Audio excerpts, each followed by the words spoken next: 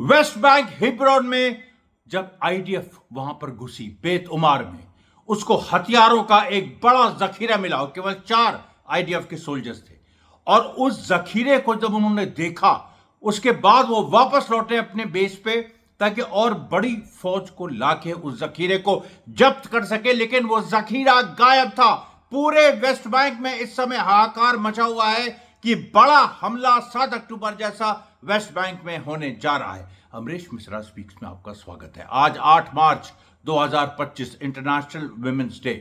हमारी सभी जो महिलाएं हैं उनको बहुत बहुत बधाई। और ये महिलाओं के सशक्तिकरण का जो एक पूरा दौर चला है ये आगे बढ़े। लेकिन इसमें देखिए एक बहुत ही महत्वपूर्ण बात है, क्योंकि हम आपको फिलिस्तीनी कुछ जो महिलाएं जो फाइटर्स रही हैं उनके बारे में भी हम बताएंगे हल्का सा शॉर्ट में। तो सवाल यहां पर यह है कि महिलाओं का जो सशक्तिकरण है वो बिल्कुल वेलकम है। सब कोई भी किसी भी विचारधारा का हो वो उसको वेलकम करेगा। लेकिन बात यहां पर यह है कि महिलाओं का सशक्तिकरण जो पश्चिम कहता है, पश्चिम ये कहता है कि महिलाओं का सशक्तिकरण राजनीतिक और सामाजिक मुद्दों से अलग होना चाहिए। यानी महिलाएं अपने सशक्तिकरण के लिए लड़े। अगर महिलाएं आजादी की लड़ाई के लिए हथियार उठाएंगी, अगर महिलाएं आजादी की लड़ाई में होंगी तो फिर वो महिला सशक्तिकरण नहीं, फिर वो महिलाओं को वो तो देखो एक तो उसके साथ हो गई, फिर वो तो पुरुष प्रधान है वो हमास, या पुरुष प्रधान जैसे हम लोग के उस समय आजादी का आंदोलन में कहा जाता था कि जो कांग्रेस तक को, मतलब ये सब चीजें जो वेस्टर्न वैल्यूज हैं, जो वेस्ट का कॉन्सेप्ट है विमेन्स एम्पावरमेंट का, उसको बिल्कुल खत्म कर आप खत्म करिए। मेरी महिलाओं से गुजारिश है। हमारा जो एशिया का, अफ्रीका का, जो वेस्ट एशिया का, अरब देशों का, पर्शियन का, मतलब जो पर्शियन वर्ल्ड का, साउथ एशिया का, साउथ ईस्ट एशिया का, चाइना, रशिया, ये सब आप यहाँ पर एक वुमेन्स एम्पावरमेंट का एक वैकल्पिक कॉन्सेप्ट है जहां महिलाएं पुरुषों के साथ कंधे से कंधा मिला के एक समान मुद्दों पे लड़ती, इंसाफ की लड़ाई लड़ती हैं और पूरे समाज के लिए लड़ती है और उसी में उनकी मुक्ति है। और उसमें अगर उनके साथ कोई डिस्क्रिमिनेशन उसमें होता है तो उस पर आवाज उठाती है, उस पर पुरुष भी आवाज उठाएंगे।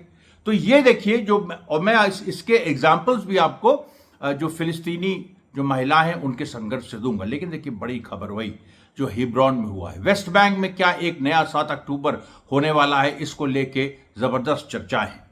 और इसके बारे में जो कल हुआ, यानी कल शुक्रवार था, शुक्रवार जो 7 मार्च 2025, कल मैंने आपको शायद थोड़ा सा बताया था कि अल-अक्सा मस्जिद पे कुछ पाबंदियां लगा दी थी, फिर भी करीब 90,000 लोग पहुंच गए। तो वो देखिए वो एक बड़ी एक चीज थी। उसके बाद जो अल नस्र मस्जिद है जो नाब्लस में, उसको जो पार्शली उसके कुछ हिस्सों को इजरायलियों ने जला दिया था। और ये शायद खबर जब मैंने प्रसारण आप कल का दिया था तो शायद मैं नहीं दे पाया था। लेकिन उसमें अल नस्र मस्जिद में एक बड़ी संख्या में रात में फिलिस्तीनी वहां पर घुसे, उन्होंने नमाज अदा की और उन्होंने नारा लगाया, जिस राष्ट्र का नेता मोहम्मद है वो कभी घुटने नहीं टेकेगा। A nation whose leader is Muhammad will never kneel। ये देखिए दूसरी बात, एक के बाद एक, मतलब आज जो घोषणाएं हुई हैं कमाल की हुई। यमन ने 4 दिन का अल्टीमेटम दे दिया है और यमन ने कहा है कि 4 दिन के अंदर अगर इजराइल ने ह्यूमैनिटेरियन एड शुरू नहीं की तो हमारे हथियार चल जाएंगे। 4 दिन के अंदर ट्रक्स जो खड़ी हैं गाजा बॉर्डर पे, इजराइल उनको अलाउ करे, वरना क्या होगा, वरना लाल सागर पे उसी तरीके से आग बरसेगी जिस तरीके से आग बरस रही थी। और आपको मैं याद दिला दूं कि अभी कुछ दिन पहले यमन ने, जब उस तरह से जंग रूस पे नहीं थी, सीज फायर के बाद यमन ने एक MQ-9 अमेरिकन ड्रोन को मार गिराया था जो $30 मिलियन का होता है। तो ये देखिए यमन की ताकत, इसके समर्थन में हमास ने यमन को धन्यवाद दिया और फिलिस्तीनी रेजिस्टेंस की बाकी फैक्शन में भी, और यमन के अंदर प्रदर्शन हुए। उसके बाद देखिए दुनिया का जो सर्वोत्तम स्कूल है हार्वर्ड बिजनेस स्कूल, वहां पर करीब सैकड़ों छात्रों ने वहां पर प्रदर्शन किया, क्योंकि हार्वर्ड बिजनेस स्कूल जो पूर्व इजरायली प्रधानमंत्री हैं नफ्तली बेनेट, और उनका भी हाथ, वो ज़ायनिस्ट हैं, उनका भी हाथ किसी न किसी जुल्म में रहा है। नफ्तली बेनेट को आज हार्वर्ड बिजनेस स्कूल, जो कहां पर, अमेरिका में और दुनिया का सर्वश्रेष्ठ वो स्कूल माना जाता है, मतलब कॉलेज माना जाता है, वहां पर वो आए थे और उसका विरोध किया बाकायदा तख्तियां लेके। सबसे आप सोचिए जो सर्वोच्च शिक्षा का जो केंद्र है अमेरिका में और दुनिया में, वहां के छात्र कितने मेधावी होंगे, और वहां के छात्रों ने बाकायदा विरोध किया तख्ती लेके, और बड़ा एक मतलब वहां पर धक्का मुक्की भी हुई। जो सिक्योरिटी गार्ड्स हैं वहां, जैसे कॉलेजेस में आजकल सिक्योरिटी गार्ड्स रखने की परंपरा है, हमारे यहाँ भी शुरू हो गई है, तो वहां भी सीधे एक वहां पर भिड़ंत हुई, और जिसमें छात्र पीछे नहीं हटे, जबकि ट्रंप ने एक माहौल बना रखा है कि जो छात्र विरोध करेगा उसको, उसके खिलाफ हम कार्रवाई करें। हालांकि वो ऐसे ही है, ट्रंप का सीरियस इंटेंट नहीं है कि इस चीज को वो इम्प्लीमेंट करे। अभी तक नहीं हुआ, कुछ इक्के दुक्के वो कर भी देगा, लेकिन वो बहुत सीरियस इसके बारे में नहीं। ट्रंप की दिशा तो आप जानते हैं, वो अपने यहाँ के डीप स्टेट से लड़ा है, और उसके लिए वो नेतन्याहू तक को गच्चा देने के लिए तैयार है। उसके बाद देखिए, आज जो अमेरिकन टिप्पणीकार टकर कार्लसन, उन्होंने कतार के प्रधानमंत्री मोहम्मद बिन जसीम अल थानी, ये बहुत फेमस फिगर है, इन्होंने कतार में जो मीडिएशन हुआ, जो पहला सीज फायर हुआ, उसमें भी बड़ी भूमिका अदा की। तो उनसे आज इंटरव्यू टकर कार्लसन ने कतार जाके लिया, और उस इंटरव्यू में मोहम्मद बिन जसीम अल थानी ने कहा कि अगर ईरान के परमाणु ऊर्जा संयंत्र पे हमला हुआ, यानी ईरान की जो न्यूक्लियर फैसिलिटीज हैं, अगर उन पे हमला हुआ, तो पर्शियन गल्फ, फारस की खाड़ी का पानी दूषित हो जाएगा, और कतार, कुवैत तथा यूएई में 3 दिनों के भीतर पानी खत्म हो जाएगा। अब आप सोचिए, कतार का प्राइम मिनिस्टर, और उन्होंने ये भी कहा उसी इंटरव्यू में, उन्होंने कहा हमने ईरान से लड़ाई लड़ी है। कहां पर? सीरिया में। सीरिया की जो सिविल वॉर 2011-2012 से शुरू हुई थी, असाद के साथ ईरान था, कतार, टर्की और तमाम इस तरह के देश विरोधियों के साथ थे। जो कुछ एक हिस्सा उसका जो HTS के नाम से आज सत्ता में है, हालांकि वो जो सत्ता में है वहां पर बगावत हो चुकी है, उसके बारे में भी आपको बताएंगे। जबरदस्त वहां से पूरी एक पिक्चर, नई पिक्चर इमर्ज करके आ रही कतार के। लेकिन जो प्राइम मिनिस्टर ने, और सोचिए उन्होंने उसी इंटरव्यू में कहा, उन्होंने कहा कि हमने ईरान का विरोध किया था, हमने सीरिया में ईरान के खिलाफ 14 साल लड़ाई लड़ी, लेकिन इस बात पे जो सच है वो सच है, और सच ये है कि दोनों देशों के मतभेदों के बावजूद द्विपक्षीय संबंध हमने बनाए रखे, और उन्होंने कहा कि ईरान से संबंध हम खत्म करें, इसके लिए अमेरिकी सांसद ने उनको बहुत बड़ी एक लालच भी दी थी। उन्होंने नाम नहीं बताया, लेकिन उन्होंने कहा कि बहुत बड़ी उन्होंने लालच दी थी, और ये अमेरिकी सांसद को यह नहीं समझ में आ रहा था कि कतार ईरान के कितने करीब है, और जो पर्शियन गल्फ का पानी है वो कतार के लिए कितना इंपॉर्टेंट है। तो इन्होंने, प्राइम मिनिस्टर अल थानी ने, इन्होंने मैप ड्रॉ करके अमेरिकी सांसद को बताया कि ये देखो, तुम मूर्खतापूर्ण बात कर रहे हो, ईरान के साथ हम संबंध खराब करें, पर्शियन गल्फ में का जो पानी, अगर वहां पर ईरान पे अटैक हुआ और उसमें पर्शियन गल्फ, और उसमें रेडिएशन निकलेगा, अगर उसकी न्यूक्लियर फैसिलिटीज पे अटैक हुआ तो पर्शियन गल्फ का पानी दूषित हो जाएगा, कुवैत, यूएई, कतार, इवन सऊदी अरेबिया उससे प्रभावित होगा। पानी, अब छोटे देशों में तो 3 दिन में पानी खत्म हो जाएगा। अब आप बताइए, ये पूरी स्थिति है।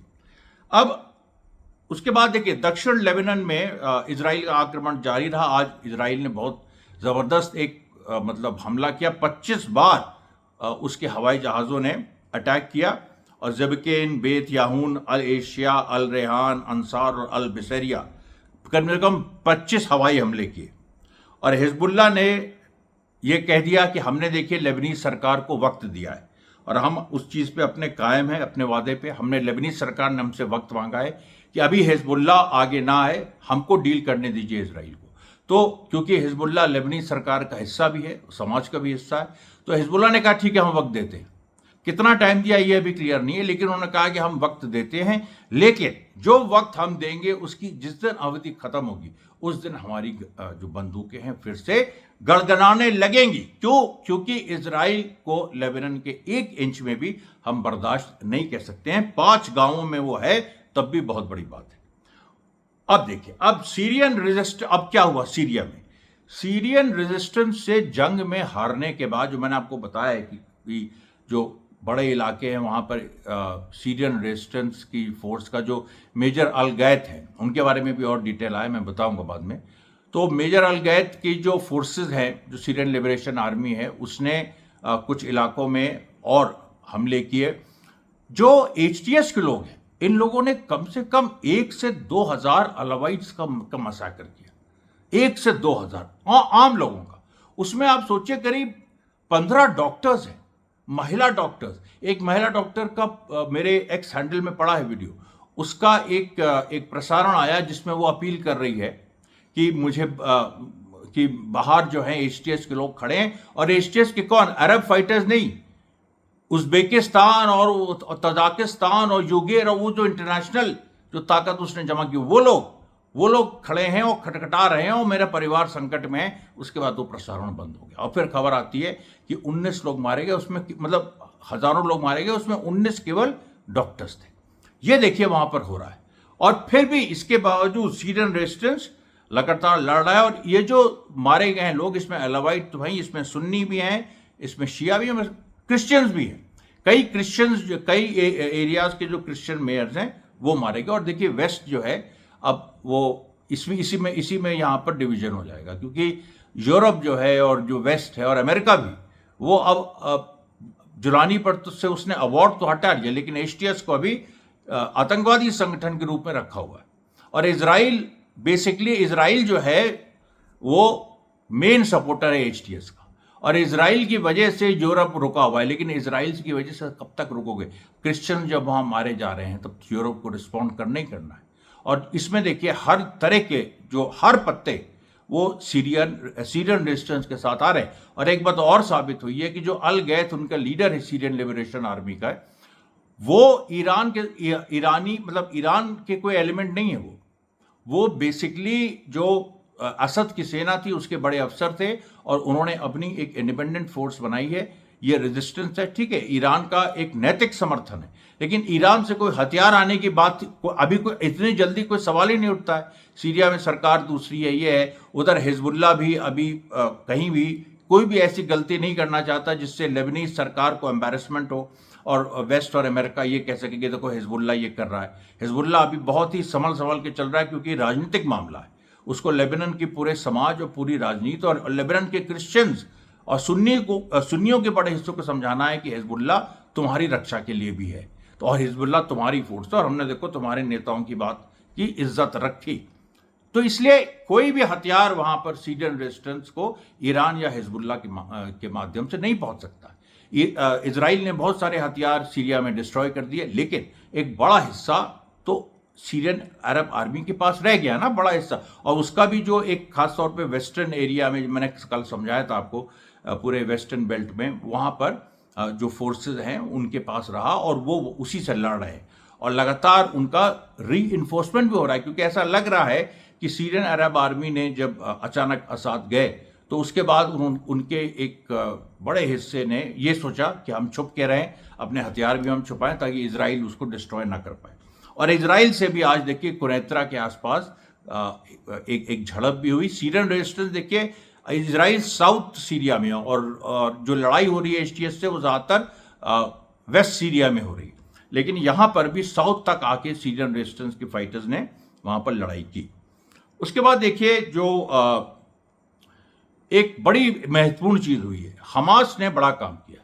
गाजा में क्या है कि जो अभी इजराइल ने जो ब्लॉकेड फिर से बढ़ा दिया और वो सब चीजें की, तो वहां पर ब्लैक मार्केटिंग होने लगी, और लोग और इस तरह की जो ब्लैक मार्केटियर्स हैं जो खुद उसी वही फिलिस्तीनी ही हैं, उसमें कुछ इजरायली भी हैं, फिलिस्तीनी भी हैं, वहां भी एक क्रिमिनल अंडरवर्ल्ड तो है ही जिसको हमास ठोक पीट के सही रखता है। तो कुछ जो मर्चेंट्स थे इन्होंने प्राइसेस बढ़ानी शुरू की। तो आज जबरदस्त रेड की हमास की पुलिस ने, और उसने मीट के 6 टन बरामद किए जो कि एक फ्रोजन फ्रूट मर्चेंट के पास थे, जिसके वो प्राइसेस बढ़ा रहा था, उसको गिरफ्तार किया। 70 किलो प्याज उन लोगों ने सीज किया। इसको भी बहुत, वहां भी देखिए प्याज, यहां पर एक बार प्याज महंगा हुआ था, सरकार गिर गई थी, तो वहां भी देखिए। फिर 30 किलो मीट एक मर्चेंट से सीज किए, उसको वो भी प्राइस बढ़ा के बता रहा था। फिर सार्डीन्स जो एक उधर की मेडिटेरेनियन की मिर्ची होती है, उसको भी वहाँ पर 200 किलो सार्डीन और फिर 360 किलो ये सार्डीन, इसको भी उन्होंने सीज किया। और इसी तरीके से वीट का और इसका मतलब राइस का तो नहीं, लेकिन फ्लार, वीट नहीं, फ्लार मतलब आटे का बना बनाया आटा, उसकी एक बड़ा एक मतलब बोरों में भर के वो रखा हुआ था, उसको सीज किया, उसको भी महंगे दामों में बेचा जा रहा था।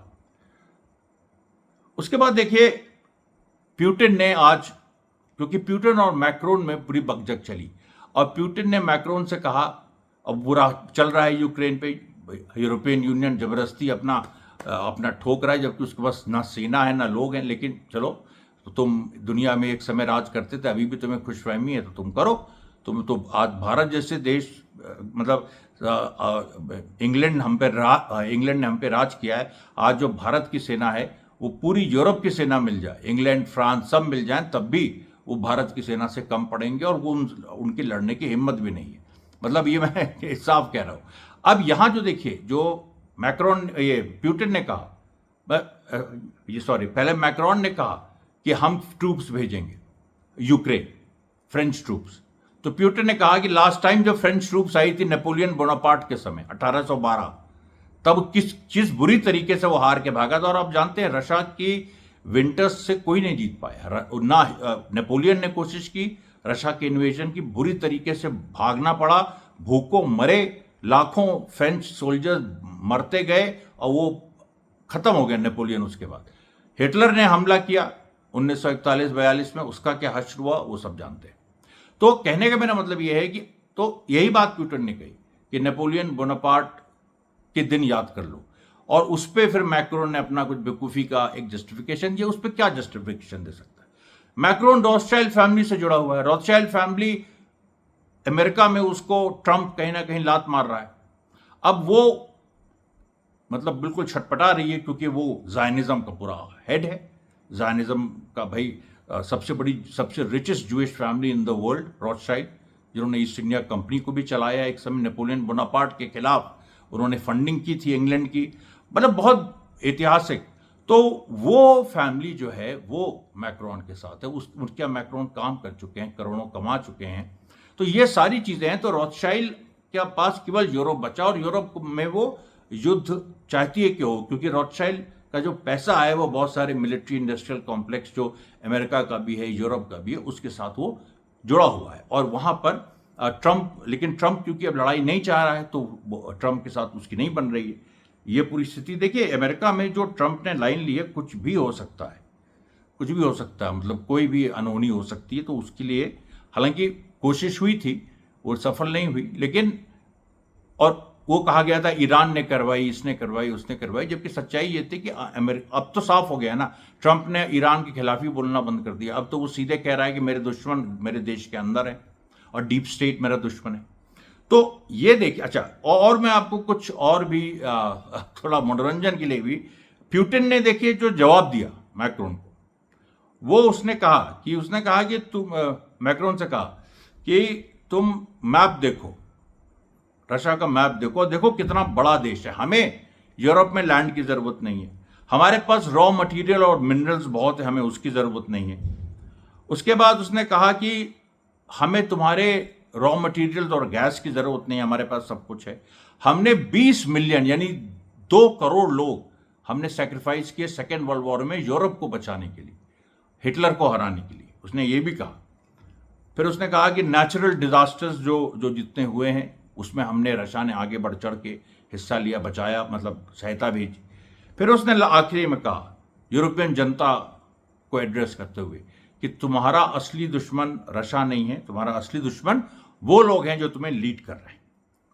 उसके बाद देखिए, जो गाजा में आज कुछ जगह इजराइल ने बमबारी की कोशिश की, लेकिन इजराइल के साथ एक समस्या, जो गाजा में बार बार युद्ध फिर से शुरू करने की धमकी इजराइल दे रहा है, और बीच बीच में कभी बमबारी कर देता है, जबलिया में कर देता है, खान यूनिस में कर देता है, राफा में कर देता है, इस तरीके से वो कर रहा है। उसमें एक फिलिस्तीनी आज मारा भी गया, छः फिलिस्तीनी वहाँ पर रबल से निकले, वो तो रोज़ ही निकल रहे हैं भाई, जो मलबे थे जिसके नीचे दब गए थे फिलिस्तीनी, वो लगातार निकल रहे हैं। लेकिन वहाँ समस्या ये आ रही है कि इजराइल के पास कोई लड़ने की स्ट्रेटजी नहीं, क्योंकि उसकी सेना हिली हुई है। अभी देखिए, डैनियल हगारी को कल डिसमिस कर दिया नए सेना अध्यक्ष ने। पुराने सेना अध्यक्ष की पूरी लॉबी सक्रिय है, पूरी सेना में एक शॉक की सिचुएशन है। उधर वेस्ट बैंक की लड़ाई, वेस्ट बैंक में कुछ मैंने बताया, वेस्ट बैंक में 7 अक्टूबर की तैयारी हमास कर रहा है। इजराइल क्या कर रहा है?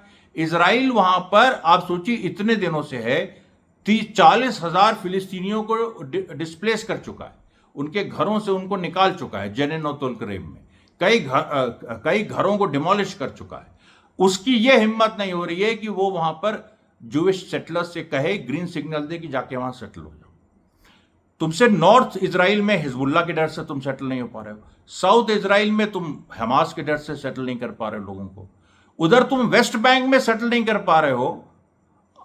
जब तुमने ये घोषणा कर दी है कि वेस्ट बैंक को हम एनेक्स कर देंगे, हम ये कर देंगे, वो कर लेंगे, सारी घोषणाएं हो चुकी हैं, और उसके बाद अच्छा ग्रेटर जेरूसलम बनाएंगे। अभी ग्रेटर इजराइल है, तो अब फिर ग्रेटर जेरूसलम, फिर ग्रेटर वेस्ट बैंक कहां बनाओगे? वो तो इजराइल का हिस्सा है। उसके आगे जॉर्डन, तुम मतलब कहो खुल के कि हम जॉर्डन पे हमला करेंगे। खैर, वेस्ट बैंक में ये स्थिति है कि आगे नहीं बढ़ पा रहे हैं बिल्कुल।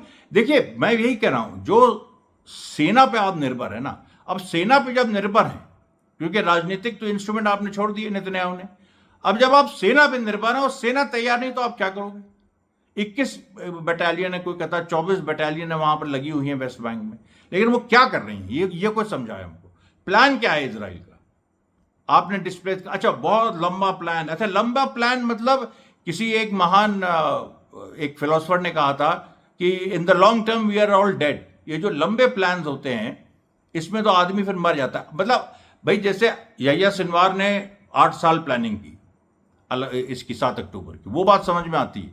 इजराइल जो खुद राज्य है, खुद स्टेट है, कहता है मुझको अमेरिका का समर्थन है, तो वो क्यों नहीं आगे बढ़ रहा है? जब उसके पास सब कुछ है, वो रुकेगा क्या 7-8 साल? 7-8 साल में तुम करोगे वहां? तुम्हारा अब 6 महीने के अंदर या उसके पहले ही दूसरा 7 अक्टूबर वेस्ट बैंक हो जाएगा। 6 महीने तो बहुत ज्यादा, मैं भूल गया, 2 से 2.5 महीने में दूसरा वहां पर 7 अक्टूबर हो जाएगा। और मैं खुल के इस बात को कह रहा हूं, और इजरायली मेरा सुनते हैं चैनल, सब यहां पर पूरे उनके स्पाइज हैं, वो हिंदी भी जानते हैं वो लोग, सारी चीजें हैं। और इसलिए मैं कह रहा हूं कि जब देखिए आप लाख आपके पास हो, पूरी दुनिया भर की फौज हो, मोसाद हो, ये हो वो हो, जमीन पे जो लड़ाई होती है उसमें आप नहीं जीत सकते, तो आप नहीं जीत सकते, आप कुछ नहीं कर सकते, क्योंकि आप एक इंसान से नहीं, खुद इजराइल। और जिस आदमी ने कहा डैनियल हगारी ने कि हमास एक सोच है, एक विचार है, आप हरा नहीं सकते, उसको निकाल दिया आपने। और उसकी सोच आप देखिए तो वो एक आपका स्पोक्स पर्सन था, बहुत बड़े पद पे था, तो इसका मतलब है कि उसको बनाया ही था आपने। तो उसकी सोच के हजारों लोग होंगे, लाखों लोग होंगे।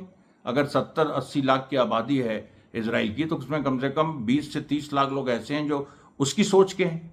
तो ये जो देखिए पूरी एक सिचुएशन है, इसमें इजराइल हर तरफ से फंसा हुआ दिखाई पड़ रहा है, कहीं से भी कोई निजात मिलती नहीं दिख रही है। अब देखिए हम आते हैं जो फिलिस्तीनी महिलाएं जिन्होंने संघर्ष किया और जो बड़ी अमर हैं और जिन्होंने लड़ाई लड़ी। देखिए शायदिया अबू गजेला, ये बहुत बड़ा नाम है, शायदिया अबू गजेला। ये देखिए जनवरी 1949 में इनका जन्म हुआ, और 28 नवंबर 1968 में, अब सोचिए आप, इनकी उम्र जो है वो 19 साल की थी, और ये एक बॉम्ब बना रही थी, वो बॉम्ब फट गया, उससे इनकी मौत हुई। उसके पहले इन्होंने वेस्ट बैंक में 3 ऑपरेशंस किए थे जिसमें इजरायली सोल्जर्स को घायल किया था। और ये बिल्कुल 19 साल की महिला, बहुत ही जांबाज। और इनकी फोटो देखिएगा आप, मेरे थंबनेल पे होगी, वो जो फोटो आप देख रहे हैं थंबनेल में, वो इन्हीं की है। फिर से मैं नाम ले रहा हूँ, शादिया अबू गजाले।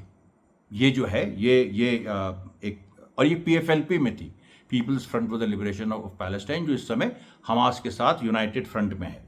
उसके बाद दूसरा देखिए दलाल मुगरबी। दलाल मुगरबी भी बड़ा नाम है।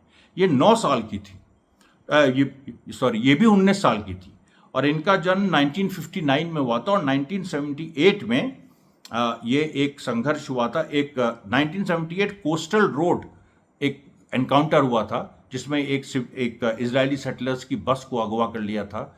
ये PLO में थी उस समय हमास तो बना नहीं था। तो 1978 में PLO का मेंबर होते हुए 19 साल की महिला और पूरा उनका बड़ा ग्रुप था, उसको उन्होंने पूरे बस को अगवा किया था, फिर गोली चली और उसमें करीब 38 इजरायली सिविलियन मारे गए और उसमें कुछ फिलिस्तीनी भी मारे गए थे, जिनमें ये भी थी, फिर से मैं नाम बहुत रिस्पेक्ट के साथ पढ़ रहा हूँ, दलाल मुगरबी। उसके बाद देखिए अज्जा कासिम। अज्जा कासिम ये भी एक बड़ा नाम है जिन्होंने फिलिस्तीनी संघर्ष में लड़ाई लड़ी। उसके बाद लैला खालिद। अब लैला खालिद जो हैं ये लेजेंडरी नाम है। इन्होंने 2 प्लेन हाईजैकिंग की थी और ये भी बहुत यंग थी, 20-22 साल की। TWA फ्लाइट 840 1969 में और EI फ्लाइट 219 1970 में 2 प्लेन। ये दुनिया की पहली महिला थी लीला खालिद जो किसी प्लेन हाईजैकिंग में इन्वॉल्व थी। अब आप सोच लें, ये इतना मतलब फिलिस्तीन ने का जो क्रांतिकारी ट्रेडिशन है वो ये है कि सब, और ये अभी हैं, अभी जिंदा हैं, ये अभी जिंदा हैं, वहाँ बाहर रहती हैं, मतलब फिलिस्तीन में रहती थी, यूरोप में रहती हैं, ये भी जिंदा हैं और बीच बीच में ये लगातार अपने बयान भी देती रही हैं। एक और महिला है हनान अशरफी जो पार्लियामेंटेरियन थी, 1996 में भी वो फिलिस्तीनी संसद का हिस्सा थी, 2006 में जो चुनाव हुआ उसमें भी उसमें भी हिस्सा थी और अभी वो भी बाहर रहती हैं यूरोप में। उसके बाद देखिए जो हिंद अल हुसैनी, हिल अनु, ये भी बड़ा लेजेंडरी नाम है, जो काफ़ी वरिष्ठ अब तो है नहीं, मतलब 1900 इनका शायद जन्म 1920s में हुआ था। 1948 में जो एक तरह से जब नकबा हुआ और फिलिस्तीनियों को डिस्प्लेस किया गया तो उन्होंने करीब 44 फिलिस्तीनी ऑर्फन्स की जान बचाई थी। बड़ा फेमस ये पूरा इंसिडेंट है और उनको इन्होंने री एस्टैब्लिश किया था। उसके बाद मुना अल कुर्द, ये भी बिल्कुल यंग, अभी ये मौजूद हैं। इन्होंने शेख जर्रा की जो लड़ाई हुई थी 2021 में, शेख जर्रा से इजरायली फिलिस्तीनियों को हटा देना चाहते थे, वहाँ पर पूरा युद्ध हुआ था और ये मतलब एक संघर्ष हुआ था। युद्ध तो बाद में हुआ, पहले जन आंदोलन चला था जिसमें मुना अल कुर्द की इनकी एक बड़ी भूमिका थी।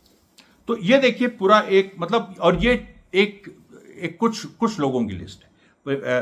वैसे तो लिस्ट एक लंबी लिस्ट है जिसमें कम से कम आप समझिए तो दर्जनों नाम हैं, लेकिन मैंने आपको ब्रीफ में ये बताया कि ये पूरी इन महिलाओं का एक बड़ा रोल था। उसके बाद देखिए महिला दिवस ये भी बताना ज़रूरी है कि अभी इजरायली जेलों में 21 फिलिस्तीनी महिलाएं हैं, उसमें एक 12 साल की बच्ची भी है जिनके साथ टॉर्चर भी हो रहा है, सारी चीज़ें हो रही हैं। जो पत्रकार मारे गए हैं, 100 के ऊपर पत्रकार मारे गए, उसमें 24 महिलाएं हैं फिलिस्तीनी। ये देखिए पूरा एक ओवरऑल जो आज इंटरनेशनल वुमेंस डे में कई जगह मार्चेस हुए। इनफैक्ट जो अमेरिका और यूरोप में जो ट्रेडिशनल मार्चेस होते हैं 8 मार्च वुमेंस डे सेलिब्रेट करने के लिए, तो वहाँ पर उन्होंने पूरा का पूरा फिलिस्तीन को डेडिकेट कर दिया। ये देखिए आज का प्रसारण, और कल हम फिर आपके सामने हाजिर होंगे। तब तक के लिए धन्यवाद साथियों, बहुत बहुत धन्यवाद।